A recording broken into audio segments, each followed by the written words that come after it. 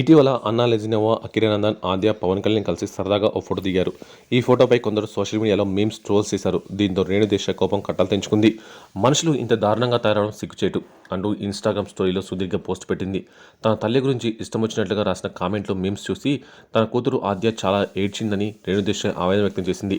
నేను ఈ ఫోటోని ఎలా క్రాప్ చేస్తానో, ఎలా పోస్ట్ చేస్తానో అంటూ జోకులు వేస్తూ మీమ్స్ తయారు చేస్తున్న భయానక కఠినమైన వ్యక్తులు అందరూ మీకు కూడా ఒక కుటుంబం ఉంటుందని గుర్తుంచుకోండి. ఆద్య ఇన్స్టాగ్రామ్ వాడుతున్నప్పుడు ఒక మీమ్ పేజ్ కనిపించింది. అందులో తన తల్లిని ఎగతాళి చేయడాన్ని చూసి తీవ్రంగా ఏడ్చింది. మీలలోనూ తల్లులు అక్కచెల్లెలు ఉన్నారని గుర్తుంచుకోండి. మాపై అభ్యంతరకరంగా మీమ్స్ జోకు వేస్తున్న వారికి ఈ తల్లి శాపం తప్పక తగులుతుంది. నా బిడ్డ ఈరోజు అనుభవించిన బాధ, కాచిన కన్నీరుతో మీకు చెడు కర్మ ఖచ్చితంగా తగులుతుందని గుర్తుంచుకోండి.